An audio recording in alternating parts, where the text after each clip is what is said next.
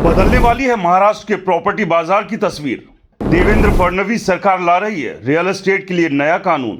Land tightening law और property card लाने की सरकार ने कर दी तैयारी। महाराष्ट्र सरकार के प्रॉपर्टी से जुड़े कानून के आने से क्यों बेचैन है भूमाफिया।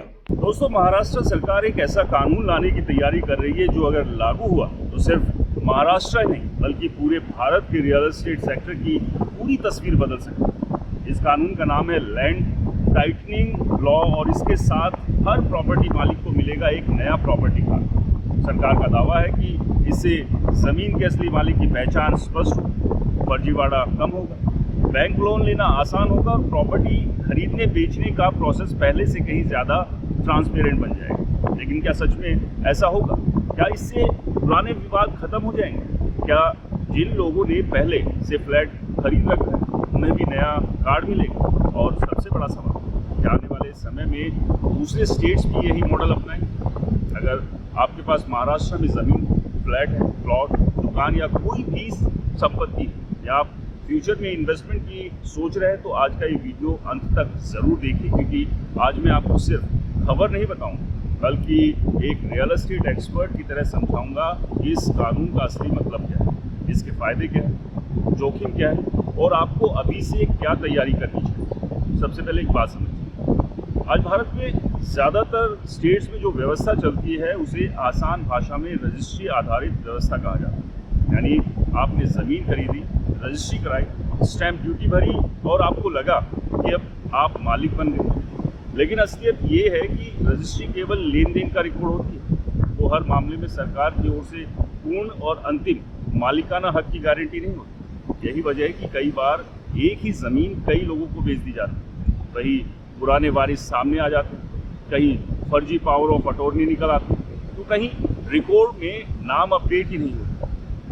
दोस्तों, महाराष्ट्र सरकार इसी प्रॉब्लम को कम करने के लिए लैंड टाइटनिंग कानून का मसौदा तैयार करती है। प्रस्ताव के अनुसार राज्य में हर लैंड और प्रॉपर्टी के लिए अधिक स्पष्ट और मानकीकृत प्रॉपर्टी कार्ड जारी किए जाएंगे, यानी मालिकाना हक का रिकॉर्ड अधिक विश्वसनीय बनाया जा सके। सरकार का मानना है कि इससे रियल एस्टेट में लेन देन में ट्रांसपेरेंसी बढ़ेगी, धोखाधड़ी कम होगी और खरीदारों का भरोसा मजबूत होगा। अब जरा से एक उदाहरण से समझिए। मान लीजिए मुंबई में राजेश नाम का व्यक्ति एक फ्लैट खरीद रहा है, उसके पास सेल डीड, सोसाइटी का एनओसी, बिजली का बिल है और टैक्स की रसीद। लेकिन 5 साल बाद कोई दूसरा व्यक्ति कोर्ट पहुंचकर कहता है कि जिस ज़मीन पर ये बिल्डिंग बनी है उस ज़मीन के रिकॉर्ड में गड़बड़ी या उसके परिवार का हिस्सा दर्ज नहीं। फिर शुरू होता है लंबा कानूनी संघर्ष। कई मामलों में खरीदार की कोई गलती नहीं होती, लेकिन उसे सालों तक ये चक्कर लगाने पड़ते। सरकार का कहना है कि अगर रिकॉर्ड अधिक स्पष्ट, एकीकृत और डिजिटल होंगे तो ऐसे डिस्प्यूट कम हो सकते हैं। यही वजह है कि प्रॉपर्टी कार्ड को फ्यूचर के रियल एस्टेट इकोसिस्टम का अलग हिस्सा माना जा रहा है। अब यहाँ एक और चीज़ समझना जरूरी है, महाराष्ट्र में आज भी ग्रामीण क्षेत्रों में 7/12 उतारा यानी 7/12 और शहरी क्षेत्रों में प्रॉपर्टी कार्ड जैसी व्यवस्था मौजूद है। लेकिन प्रस्तावित सुधार का मकसद इन रिकॉर्ड्स को अधिक व्यापक और भरोसेमंद बनाना है। कई एक्सपर्ट्स का मानना है यदि भूमि रिकॉर्ड, रजिस्ट्री, म्यूटेशन और दूसरे सरकारी डेटाबेस बेहतर तरीके से आपस में जुड़ जाते हैं तो प्रॉपर्टी खरीदने वाले व्यक्ति को अलग दफ्तरों के चक्कर कम लगाने पड़ेंगे और बैंक भी लोन मंजूर करने से पहले रिकॉर्ड का सत्यापन अधिक आसानी से कर सकते हैं।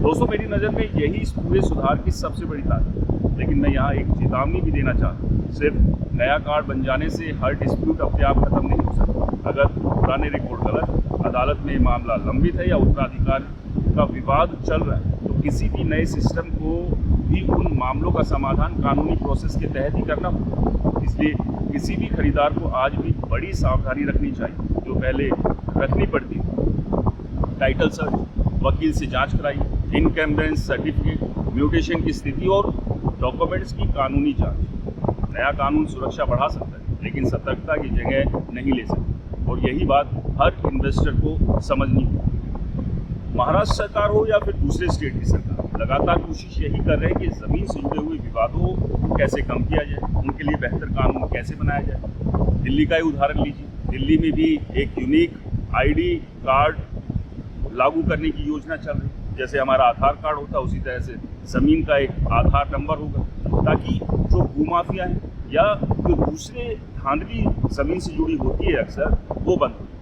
तो इसी दिशा में महाराष्ट्र सरकार का ये कदम है कि अगर कुछ नए नियम आएंगे प्रॉपर्टी से जुड़े तो वो डिस्प्यूट्स कम होंगे, क्योंकि आप जानते हैं कि जो देश के बड़े शहर हैं, और अगर महाराष्ट्र की बात कर ले, पुणे, मुंबई या दूसरे जो बड़े शहर हैं, यहाँ पर प्रॉपर्टी के दाम लगातार बढ़ रहे हैं। और ऐसी स्थिति में जहाँ प्रॉपर्टी महंगी होती है वहाँ लालच भी आकर खड़ा हो जाता है। और आपने अक्सर सुना होगा, और हो सकता है कि कुछ लोगों के साथ ये हुआ भी, कि एक ही प्रॉपर्टी की कई रजिस्ट्री हो गई। अब ऐसे में वो तमाम लोग कानूनी चक्कर काट रहे हैं, कोर्ट कचहरी हो रही है, समझ ये नहीं आ रहा है कि वो प्रॉपर्टी असल में किसकी है।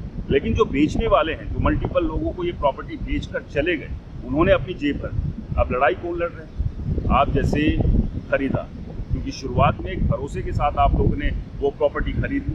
आपके पास कोई डीलर आया या कोई जान पहचान का व्यक्ति आया और उसने कहा कि भाई साहब बहुत अच्छी प्रॉपर्टी सस्ते दामों में मिल रही है, और आपने बगैर जांच पड़ताल के उस प्रॉपर्टी में अपनी मेहनत की कमाई इन्वेस्टमेंट में डाल दी। लेकिन उसके बाद के नतीजे क्या हुए आप समझ ही रहे हैं। इसके अलावा जो बिल्डर प्रोजेक्ट्स हैं वहाँ भी लगातार फ्रॉड के मामले सामने आ रहे हैं। ऐसा नहीं है कि तमाम बिल्डर फ्रॉड कर रहे हैं, बहुत सारे ऐसे बिल्डर हैं जो समय पर डिलीवरी भी दे रहे हैं और जो वादे करते हैं उन्हें पूरा भी करते हैं, फिर चाहे कंस्ट्रक्शन क्वालिटी की बात हो या तमाम जो फैसिलिटीज़ देने ही है। लेकिन ऐसे बिल्डरों की भी तादाद कम नहीं है जो कि लोगों को गुमराह करते हैं, कहते हैं कि हमारे प्रोजेक्ट में इन्वेस्ट कीजिए, 4 साल में आपको डिलीवरी मिल जाएगी। लेकिन क्या सच में 4 साल में डिलीवरी मिल रही है?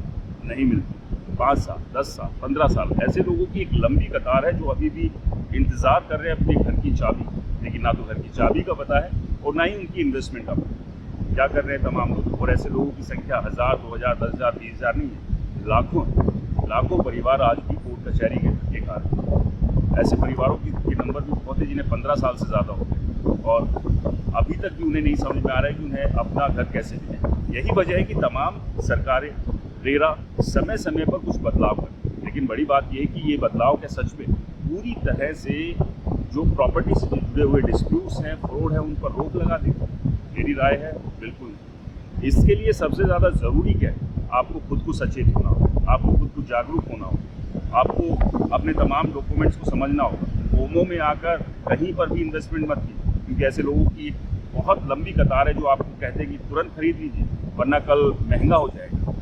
होने दीजिए महंगा। अच्छा है कि कहीं गलत जगह इन्वेस्टमेंट फंसाने से थोड़ा आप महंगा करें, अच्छे से परख लीजिए, जांच लीजिए, समझ लीजिए, आसपास लोगों से पूछिए जाकर वहाँ पर, अगर वो रेडी टू मूव प्रॉपर्टी है वहाँ जाइए, वहाँ की फैसिलिटीज़ के बारे में पूछिए, इंफ्रास्ट्रक्चर के बारे में पूछिए, RWA के बारे में पूछिए, बिल्डर के बारे में पूछिए, और जब अच्छे से तहकीकात हो जाए उसके बाद ही कहीं इन्वेस्टमेंट। तो दोस्तों ऐसा नहीं है कि जांच परख करने के बाद भी फ्रॉड नहीं होते हैं, कि प्रॉपर्टी के मामले है ही ऐसे। आप कितना ही उसको तराजू पर तोड़ने की कोशिश कर ले, कितना ही उसकी जांच पड़ताल कर ले, लेकिन कहीं ना कहीं ऐसे खाक बैठे हुए हैं जो आपकी इन्वेस्टमेंट को लूटने के चक्कर में रहते हैं। तो दोस्तों, महाराष्ट्र सरकार का ये कदम आपको कैसा लगता है? क्या ये नियम बनने से सच में प्रॉपर्टी डिस्प्यूट और फ्रॉड के मामले रुके, भूमाफियाओं पर लगाम लगे?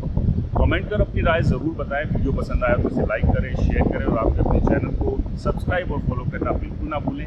मिलते हैं रियल एस्टेट से जुड़े अगले वीडियो में। तब तक अपना ध्यान रखिए, खुश रहिए और अपनी इन्वेस्टमेंट को सेफ रखिए। नमस्कार, जय हिंद।